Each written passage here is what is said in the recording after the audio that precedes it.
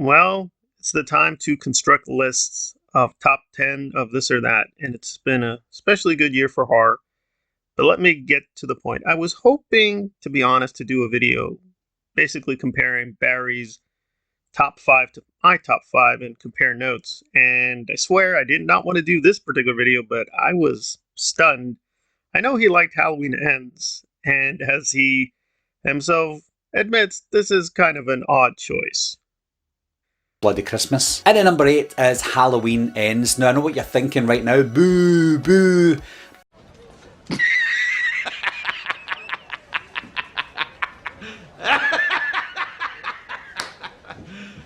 you serious? But you have to be honest with yourself, guys, or at least I have to be honest with myself.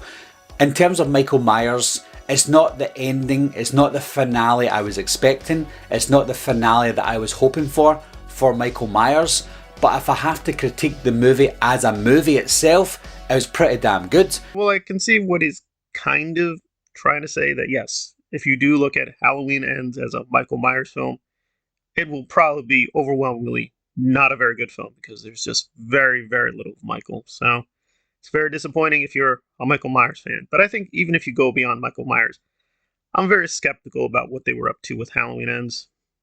But then he tries to, quote, justify the rating. And I understand where he's going with this, but it's a little bit of a, not cheap trick, but I think that's missing the point. Saying this was the worst movie of the year. Technically, it can't be the worst movie of the year. There's just no way this can be the worst movie of the year. I know that we all have opinions, but come on, guys. Does that look like a movie that could come close to being the worst film of the year? Absolutely not. And at number...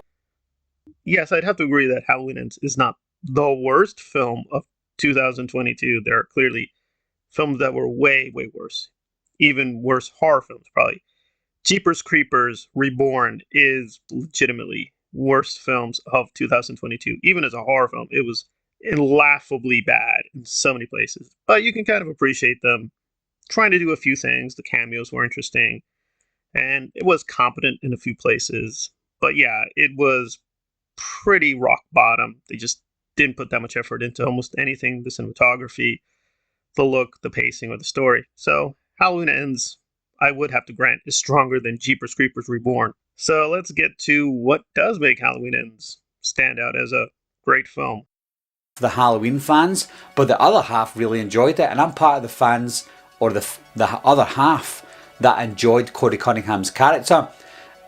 Even if you take Corey Cunningham aside, again, the cinematography was good. When Michael Myers was there, he was great. Laurie Strode was a lot more toned down in this one. She wasn't as annoying as she was in the last two entries. So I think there was more positives than there was negatives. Way more positives than a lot of people are making out. I'm hearing people say there's more good stuff than bad stuff in Halloween Ends. Well, even if you grant, which I would grudgingly do, that they did do a few things that I did appreciate from the rest of the trilogy. And let me be clear, I don't like the trilogy as a whole.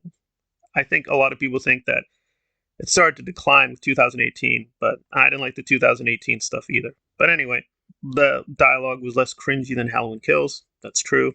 I'd give them that. Some of the cinematography was very beautiful. That's also true. And I do think that some of the acting had improved a lot because Andy in the first film was not a very good actress. I found her very, very annoying. So they did do a few things to make the trilogy a little stronger at the end, but I can't dodge the obvious, which is that the center of the story just felt very incoherent. The most I could say for it, if you have to be positive, is it's kind of a good homage to Christine. If you do like the older horror movies and are into Stephen King, you will catch a lot of Stephen King, a lot of John Carpenter. That was interesting and nice for what it is. It does have a very Quentin Tarantino vibe. Like, that is something that is very notable when you look back at David Gordon Green and just the whole trilogy. It has a very Tarantino feel to the whole thing. They're just taking and borrowing and stealing, frankly, from other horror films and other films in general, and just plugging it into their film. And Halloween Ends is no exception, but I don't know, after a while, it just felt like a lot of fancy tricks, and it just wasn't going anywhere. But I have done videos speculating that they did leave seeds for something more, and a lot of people were disappointed with Corey being killed at the end. I don't think Corey is technically dead. I think they might revive and continue the story. Maybe that story will be a decent story. And maybe Halloween Ends was the unfortunate casualty. They had to do a Corey Cunningham origin story and trick people into paying for it to get to a better story. But I have to judge the film for what it is, and it just seemed pretty strong in certain parts and pretty weak in most of what the film was. Now, there are deleted scenes. You may get an extended cut. Yes, yes, yes. But the film I saw anyway felt overwhelmingly weak. Just a few good scenes.